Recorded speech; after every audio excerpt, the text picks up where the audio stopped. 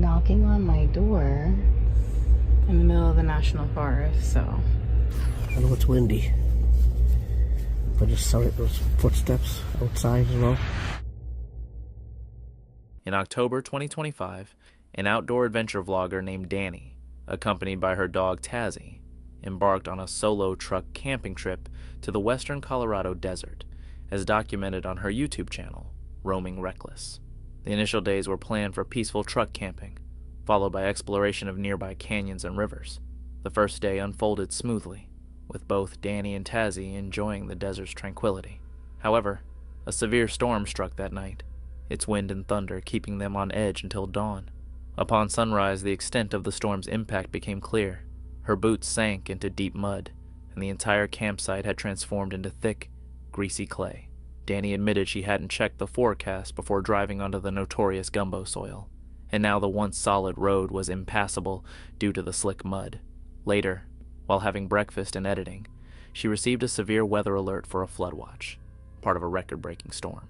Faced with hours of heavy rain predicted, and the risk of the nearby dry creek flooding the road, she decided to stay put and monitor the rising water, rather than risk attempting to leave. With the ground undrivable, the road threatened by floods, and more storms on the horizon, Danny found herself suddenly trapped and stranded in the desert. The issue that we're running into is that we are in a flood watch, which there are people that have camped at this site before that said that the dry creek will flood and it washes away the road, or at least it has with people before. So I'm gonna have to keep an eye on things. I didn't want to move because this is like gumbo mud and you can get stuck really easily. It's happened to me before. I didn't want to risk it, but obviously I'll keep an eye on it because if water levels start rising, we're just gonna have to get out of here and deal with it the best that we can. There's already water down there, which it was completely dry yesterday, but obviously water is coming through the slot canyon, so we're just gonna have to monitor that.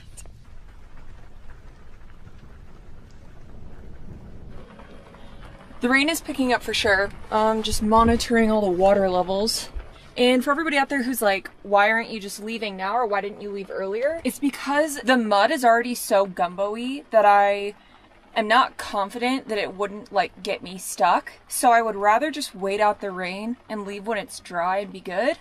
Is that kind of a gamble? Yeah, but it's like, I don't know. I'd rather just wait it out. I'm watching the water levels. If they start to pick up in the next couple of hours, we'll just off-road through the vegetation to get out of here. I think we're actually at a high enough elevation above the water that we'll be fine. It's just gonna be a waiting game until it dries out. After hours of relentless rain, it became evident that she was truly stranded, with her only option being to stay put for the night, hoping for better weather and no flooding. Alarmingly, Danny also realized that rescue was unlikely, as the same slick gumbo mud that trapped her would also impede any rescue vehicle. As the day progressed, the weather worsened. The previously dry creek began to flow with muddy water, and continuous waves of rain and thunder escalated the flood risk. As darkness and heavy rain enveloped the desert, she closely watched the water levels on the road but decided against moving. However, the situation took an unusual turn when she ventured into the dark to check the creek with her headlamp. She saw eyes reflecting from the water and heard movement near her campsite. After a while, I finally found a break in the rain to take Tazzy outside one last time before bed. However, when I ran over to check on the dry creek, quote-unquote, water levels, I heard something sloshing in the water, only to look up and see a pair of eyes reflected directly back into my headlamp. Freaked me out. Okay, I ran back to the troopy as quick as I could. Okay, that was freaky. Okay, I don't know what that was. I don't know if that was an animal or a person, but I heard the water moving when I was like heading over there to check it, and then something reflected off of the headlamp. We're locked in here, so we're fine, but I was not about to go down there and figure out what that was.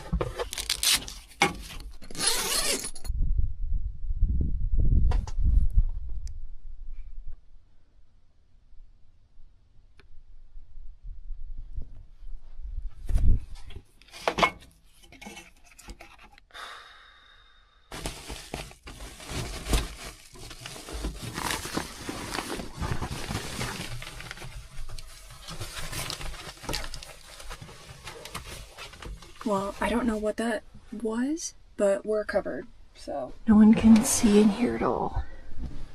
Looks like it's gonna be raining all night and through the morning. So, and we're still on flood watch. Though Danny wasn't certain if the reflection was from an animal or a person, it was enough to frighten her away from the creek and keep her on edge, especially given the sloshing sound and the visible eyes. She secured all doors, pulled down covers to obstruct the view inside, and reassured herself of their safety. Despite her fear, leaving or relocating wasn't a practical choice. The ongoing bad weather made driving out in the dark too dangerous and risked getting even more stuck. Her only viable option was to remain and wait it out. She then settled Tazzy upstairs with toys and shoes, trying to relax by reading as the rain persisted, attempting to treat it as a normal night despite her evident distress. As the night wore on, the noises returned, this time originating from just outside her campsite.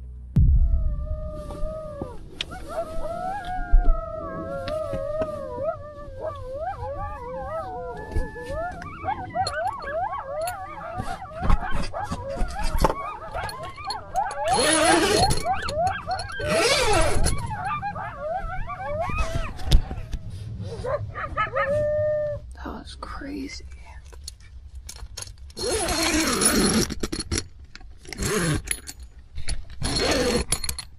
Sorry to wake you up, Tazzy. Coyotes out there or something.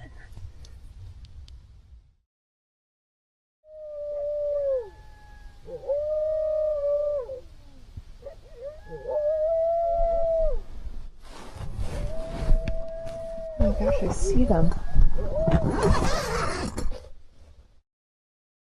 Yeah, I literally see them out there. Funny. It's probably what I saw earlier in the river. Danny was rattled by the coyotes outside her campsite, but faced no direct threat, and eventually made it through to morning. By then, the heaviest rain had passed, and the forecast showed no new storms, though the area remained under a flood watch. Throughout the day, conditions gradually improved.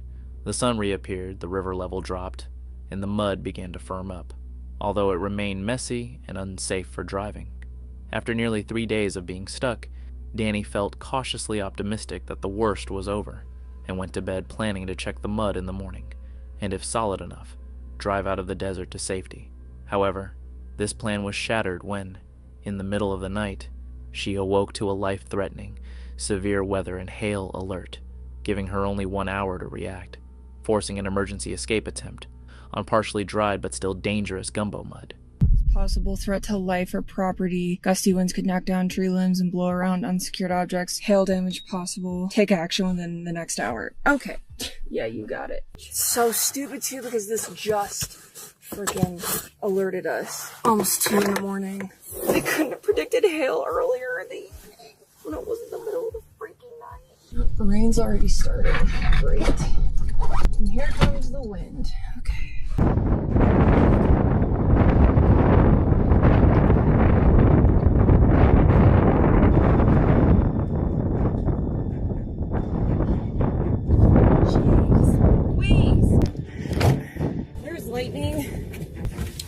I think these pillows are giving me hell. Yeah, I think I just need to head towards town. All right, think clearly, woman. No rash decisions. Oh my gosh, you guys see that lightning? It's coming for us. We're literally stuck in this freaking gumbo. I'm not even joking. See that? Are you kidding me? I think I'm literally stuck. Oh, there's no way! Now's where I get to get mad at myself because I thought that it had dried up enough to get me out today. Oh, a little bit of rain earlier, but there was so much sun out, I thought I would be able to just like take the 2-truck back, but now it's like I got stuck at one low point, and this is that gumbo mud. This is exactly why I haven't moved in the last 3.5 days, because I was worried this was gonna happen. And of course, I get a hail warning, and I'm worried, and I try to leave in the middle of the night, and now I'm stuck here at 2 in the morning. It's so unfortunate, and the hail is coming right for us. The moment the truck lurched to a halt, and its wheels spun uselessly in the slick clay, Danny knew she was truly stuck, with hail still coming down and the tires completely caked in gumbo mud. The truck had sunk into deep water-filled ruts, and every attempt to move forward or backward only smeared the clay and dug her deeper. Knowing that more throttle would only bury the truck, and with no trees or solid anchors nearby for recovery gear, she had almost no safe options. With the storm still active and the mud worsening, she decided to stop fighting it and wait for daylight, rather than risk making the situation unrecoverable in the dark. She spent the rest of that night mostly waiting in the truck rather than sleeping, as thunderstorms and lightning raged, and more rain fell while she remained stuck in the mud. Though neither she, Tazzy, nor the truck were directly harmed by the storm, she was on edge the entire time, worried about hail, wind, and what might happen if the weather suddenly deteriorated while they were immobilized. When morning arrived, she could finally see the full extent of the mess. She spent hours digging out ruts, draining water, airing down the tires, laying down whatever she could find for traction, and inching the truck back onto firmer ground. By late the next day, after the sun had dried the road sufficiently and her recovery efforts paid off, she finally drove out of the desert, reached the main road, and left the muddy ordeal behind. In the end, after days of being stuck and stranded, trapped by gumbo mud, pinned down by relentless storms, and even facing a life-threatening hail warning, Danny at last reached firm pavement and escaped the desert for good, leaving behind one of the most challenging and exhausting trips she had ever faced. With her faithful dog, Gems, she runs the channel Exploring Gems, documenting their journeys into remote corners of the world. But for a woman camping alone, far from civilization, fear is never fully absent. It lingers in the shadows, in the rustle of leaves, in every unfamiliar noise. One night, deep in the solitude of her camp, that quiet unease became something far more tangible, something far more unsettling than she could have imagined.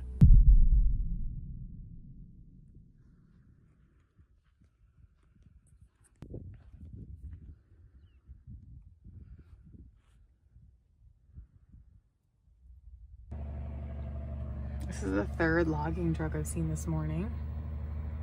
They're cutting down our forests left and right.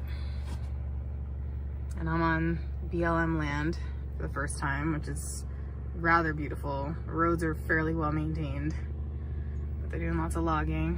And there's lots of areas blocked off that say private property. So they're selling off a lot of the land, and just want to raise awareness for myself and anyone else, because this is our land. As tax-paying American citizens, our public lands. It even says it on the signs. Enjoy your public lands. Keep it clean. It felt like freedom. Sure, there was the usual trash scattered around. There always is, unfortunately. But other than that, it was perfect. Just me and Jem, completely alone. For a couple of days, it stayed that way. Only the occasional logging truck passed by, and then we'd go back to our quiet little world. But by the weekend, more people started showing up.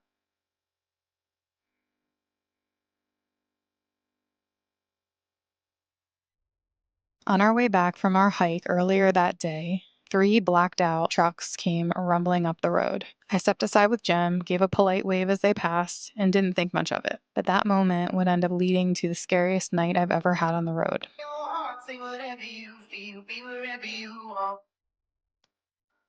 That evening, as the sun started to set, the same group started tearing up and down the road in their quads. Loud and obnoxious, yes, but harmless. At least at first. Jem and I ate dinner, locked up the van, and started settling in for the night. Around midnight, just as I started to drift off, 3 loud knocks right at my sliding door glass. Someone just came knocking on my door in the middle of the national forest, so.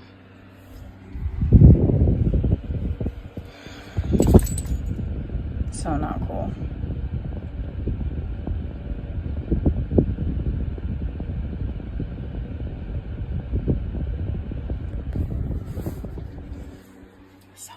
I froze. My heart stopped. I grabbed my phone to check the security cameras, but of course, it hadn't been plugged in. I peeked out through my bunk window cover. I couldn't see a thing. And those motion sensor lights I still hadn't installed, well, they're sitting right there on my dash. Regret hit hard in that moment. Then I noticed a faint glow up the hill and realized it was a fire, where the trucks from earlier had parked. During an active level 1 fire ban, mind you. And that's when it clicked. These weren't the kind of people you want to cross paths with in the middle of nowhere. So I just sat there, listening. Every sound outside felt amplified. For the next couple of hours, I barely moved. I watched, waited, and checked the cameras over and over. I felt like my heart didn't stop racing until the first hint of daylight. Think about it. There's something inherently chilling about a knock on your door in the dead of night, especially when you're miles from anywhere. Alone, unarmed, with no clear way out, every second is weighted with danger. Who is outside? Someone genuinely in need or someone with far darker intentions? If you were in her shoes, would you dare to open the door? The next clip may be brief, but it's incredibly intense. 8 years ago, a group of dedicated hikers were making their way down from Aiguille du Miraret, near Malanque, when one of them, a hiker from the UK, faced a horrifying ordeal. A single misstep was all it took, and he came dangerously close to losing his life.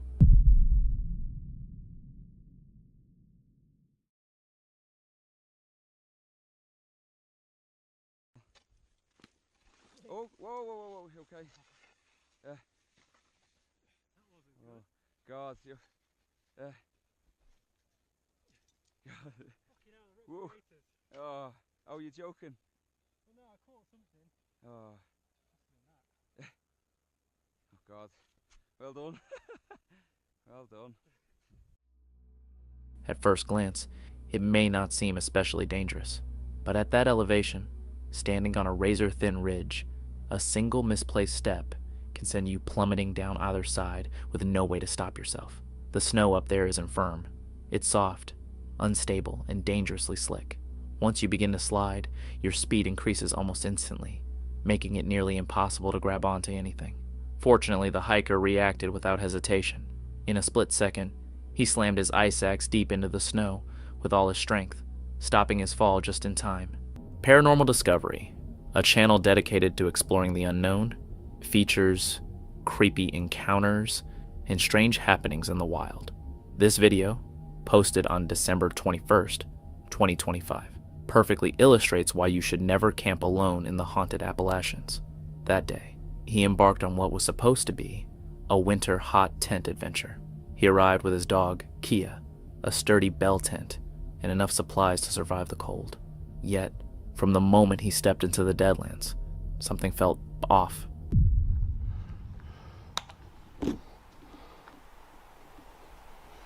It's way too quiet.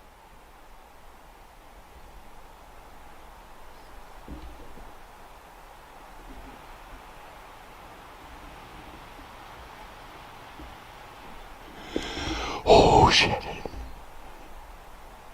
It would have been directly in, right here, in this vicinity. I'm trying to keep my voice down. Like, I'm being serious, guys. What the f? Holy shit.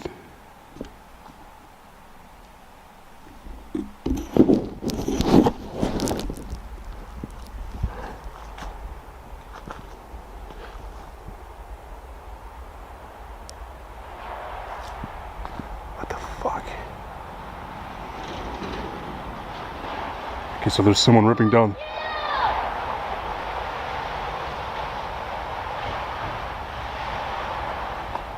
They just yelled F me. They literally just yelled fuck you. What the hell? I think someone like came and was like messing with me. Someone was clearly trying to scare him away. From inside his tent, every knock and rustle became impossible to ignore. You guys hear that?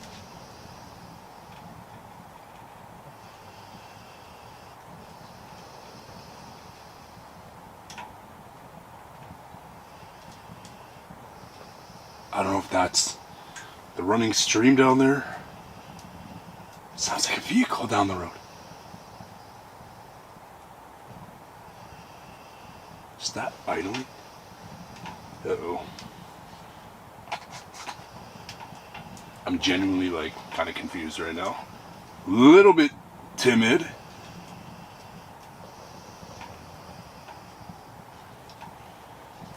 They're like country folks out here, like respectfully, like people living out in the country here. That's what I meant by that. But like,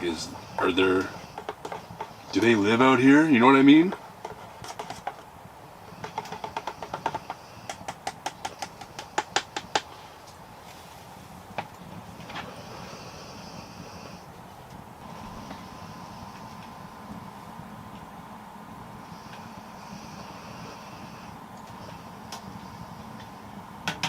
I keep hearing like big tree knocks. Oh! I'm gonna leave that off for a second.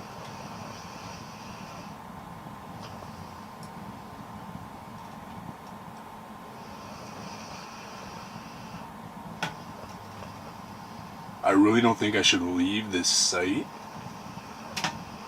because I feel now there's something in the area, like a hut or people camping out, that are very close to where I am right now. I just get that vibe.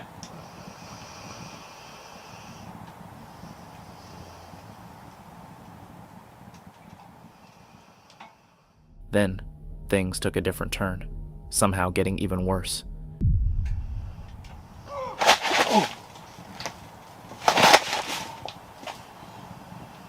Oh!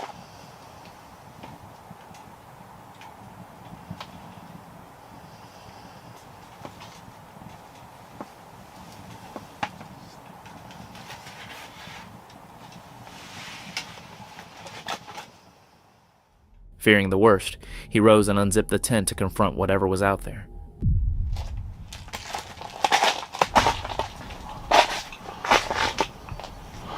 What the fuck? Okay. Okay.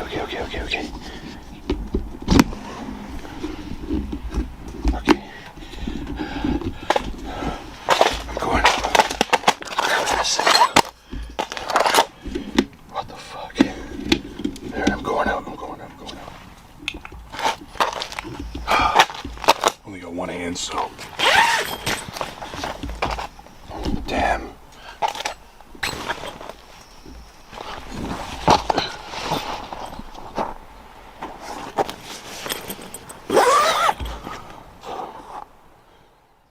The creator attempted to follow the footprints in the snow, carefully stepping where they had, but after a while, they simply ceased, perplexing him further.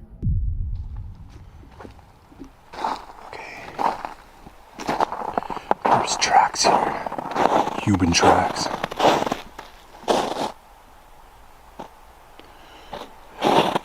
Where do they lead to? Man, they look confused. They literally walked up, looked that way, and then went this way. What the hell? That's weird, look. It's the right foot. Left foot. Stop. They turned right.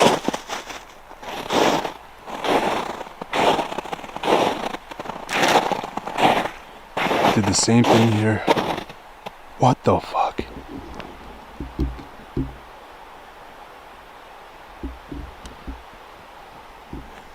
Went back around. Did they leave?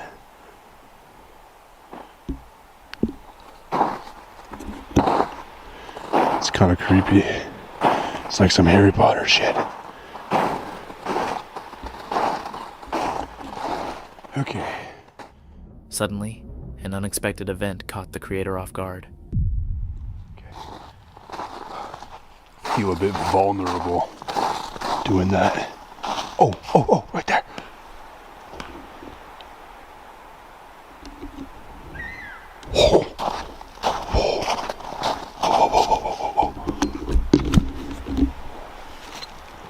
Right there.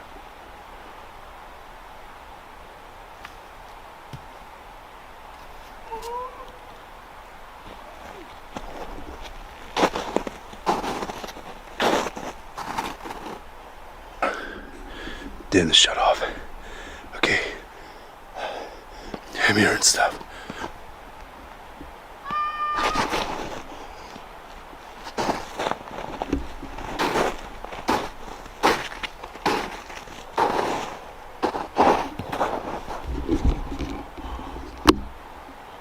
What the hell?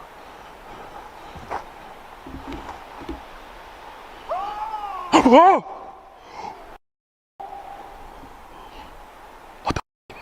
What the actual? Oh, okay. I gotta make sure Key is good. I ain't leaving her. After hearing those creepy sounds, he rushed back to ensure his tent and dog were safe. However, the sounds persisted.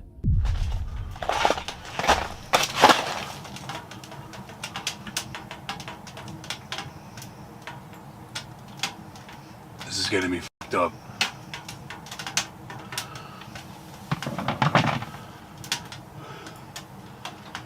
There's stuff coming from back there. Oh, that's Kia. But there's stuff coming like where I just was. Throughout the night, he tried to calm himself, setting up the stove, checking the perimeter, and documenting everything.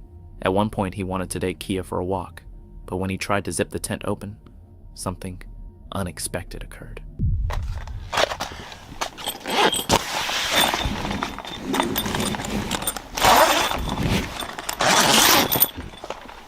You ready? You wanna go pee-pee?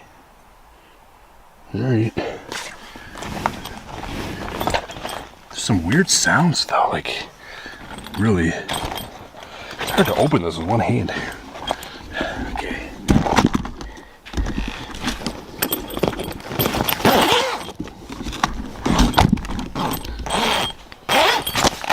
Oh! Whoa! What the?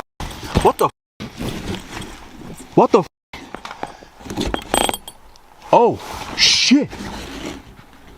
Oh, shit. Yo, something just barricaded me in here. Whoa, whoa, whoa, whoa.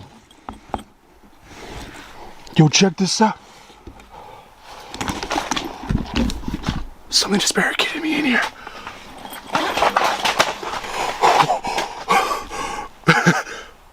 Either someone or something did this. But like, there's a damn tree right outside of the entrance.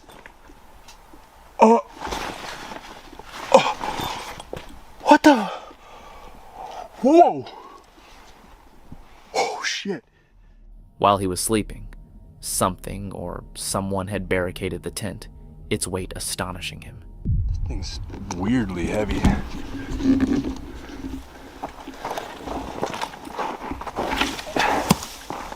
What the hell?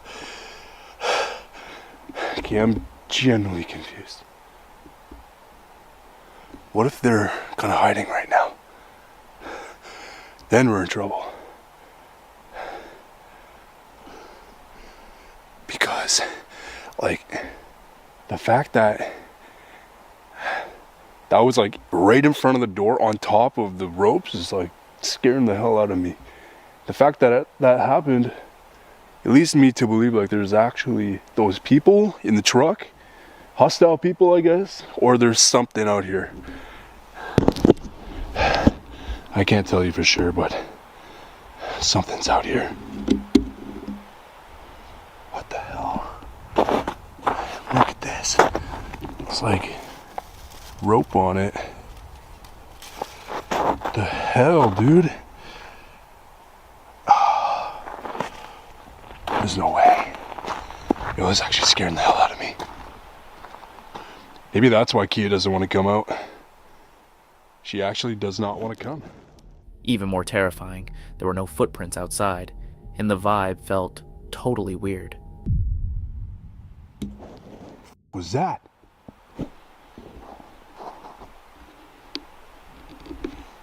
I heard that earlier. Giant tree knock or?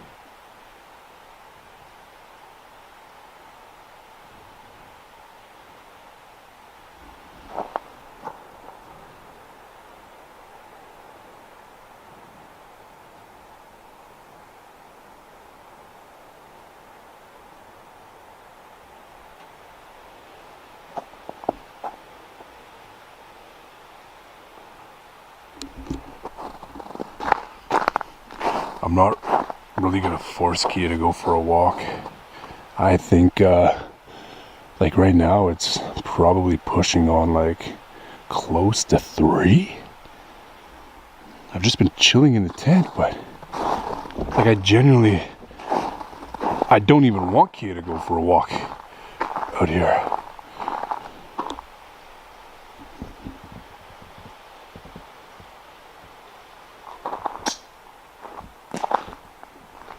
What the hell, man?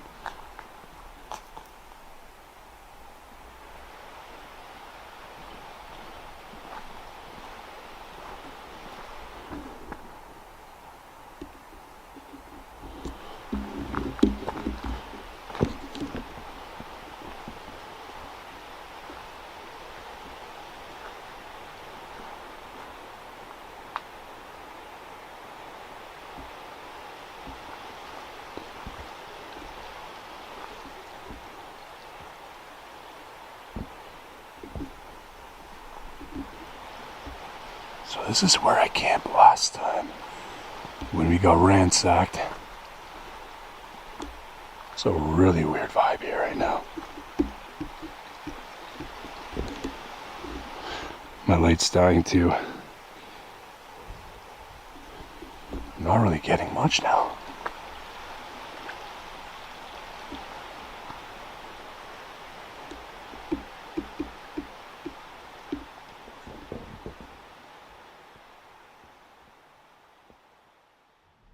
Everything that happened that night made it clear it was time to leave that forest immediately and never return again. Love Sunday's channel focuses on solo van camping, quiet woods, and running into things definitely not planned. On February 11th, 2024, he planned to park somewhere remote, cook an easy lamb stew in the slow cooker, and explore the woods. Initially, it seemed perfect. He parked across from a small clearing and started the slow cooker. While the stew cooked, he wandered in the woods. The sun streamed through the trees. Birds chirped, and for a while, it felt like the perfect escape.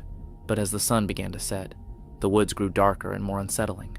He returned to the van feeling a bit on edge, yet nothing could have prepared him for what came next.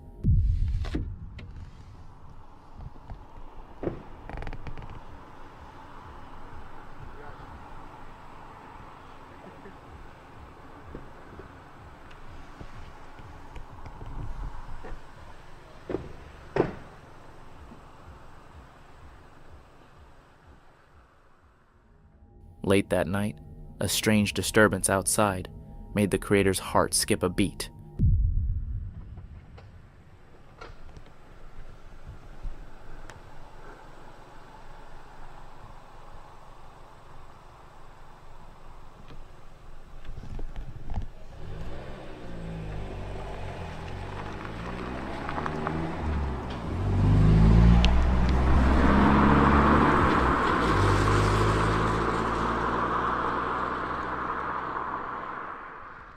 Finally, they left, and he could spend the rest of the night peacefully.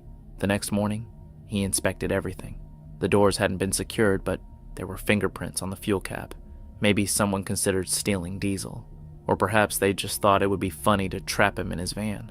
Whatever the reason, it was unnerving, dangerous, and completely unexpected. Despite the scare, he reflected that the night wasn't a total disaster. He had hot food from the slow cooker, and the van remained safe. The woods could be beautiful, but that night proved that real adventure sometimes comes from what you don't see coming. Sam, from the YouTube channel The Northwest Wind, embarked on another stealth camping attempt on a golf course during a cool fall evening on October 19th, 2023. With rain forecast for the rest of the week, this was one of his last opportunities to film before the weather turned. His plan was simple: arrive at the course shortly before sunset, pose as an amateur photographer, and spend the night hidden inside a sand trap. As he waited, several golfers passed nearby. When one pair approached, he greeted them casually, explained what he was doing, and they accepted his answer before returning to their game. They were cool. They asked what I was doing because I said hello just to be nice. Told them I'm just taking photos. So it looks like this is where they dump all their debris. I think I can definitely chill back here without much issue for a while.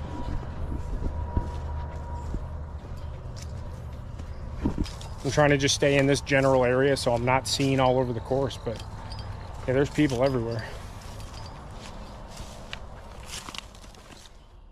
After nightfall, Sam tried to get some sleep.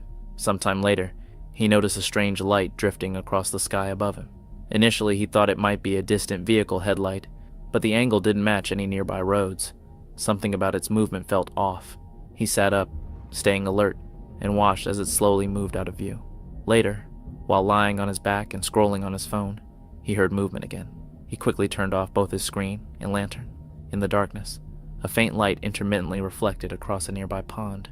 The flickering pattern suggested that someone, or something, was moving with a flashlight somewhere on the course. I'm not 100% sure. I think the cops are here.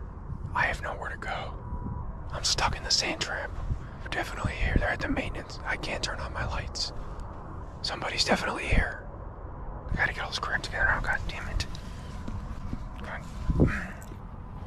Somebody's definitely here. And I see the people walking around. I think they're waiting for me to turn my flashlight back on so they can see where I am. Hang on. I can't do anything. I can't turn on my lights. They're a couple 100 yards away. One of them has a flashlight. My phone's going off. Matt, stop texting me. I can't even turn the GoPro off because I have the beeps on. No, son of a... Hang on, there's a cop car driving by right now.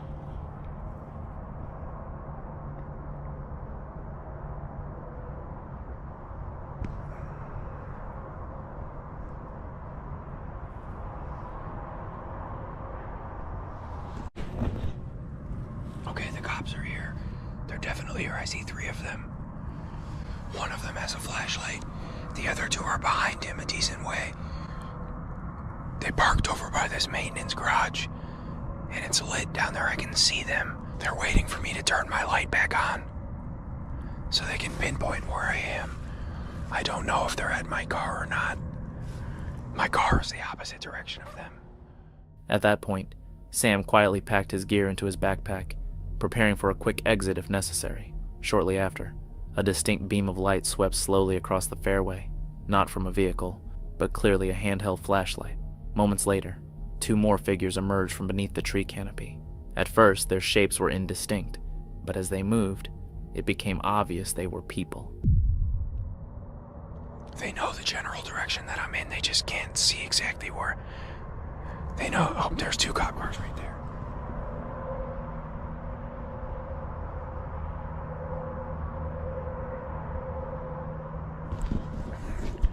They know the general area that I'm in. They just don't know exactly where I am. I don't know if they're at my car or not, though. I can't see.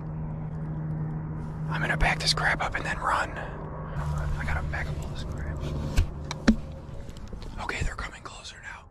Their movements were slow, deliberate, and coordinated. Sam whispered to himself, suspecting that the police were now on the course. The spacing between the figures, the systematic sweep of their flashlights, and their methodical pace all pointed to an organized search. He also remembered seeing vehicles earlier moving unusually slowly, their taillights resembling those of police cruisers. Oh, he's driving by slow again. There's another cop over here. I think he's at my car. Look at that. Oops. I need to get the hell out of here now. I'm afraid that once I get back to my car, they're gonna come right to me. Alright, I'm running across the golf course.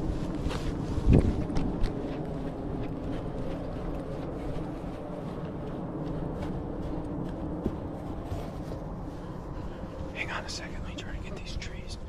Yeah, they're here, they're coming. He stayed completely in the shadows to avoid being seen. Concealed behind tall shrubs, he adjusted his backpack while keeping his gaze fixed on the distant lights. He counted at least 3 people moving across the fairway, their flashlights sweeping toward the area where he had been camping. He suspected they were waiting for him to make a mistake, turn on a light and give away his exact location. Son of a... Crap. They're coming. They're coming, son of a... Oh. They're coming. Yeah, they're coming, son of a...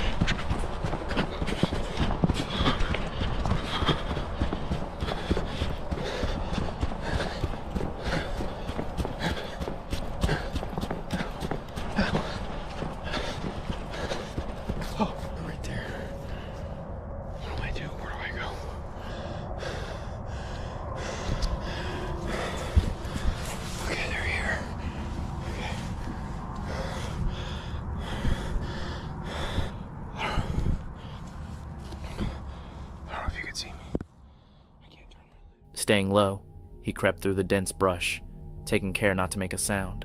The figures kept advancing toward the sand trap. At one point, Sam spotted 2 police vehicles parked near the maintenance buildings on the far side of the course. The officers seemed to be methodically sweeping the grounds, trying to triangulate his position. Sam made his way toward the outer edge of the course, where his truck was parked near a secondary service entrance. The distance was roughly 100 to 150 yards, interrupted by several tree lines. He crawled and crouched through the dense vegetation, allowing his eyes to fully adjust to the darkness. When his vehicle finally came into view, he paused to make sure no officers were nearby.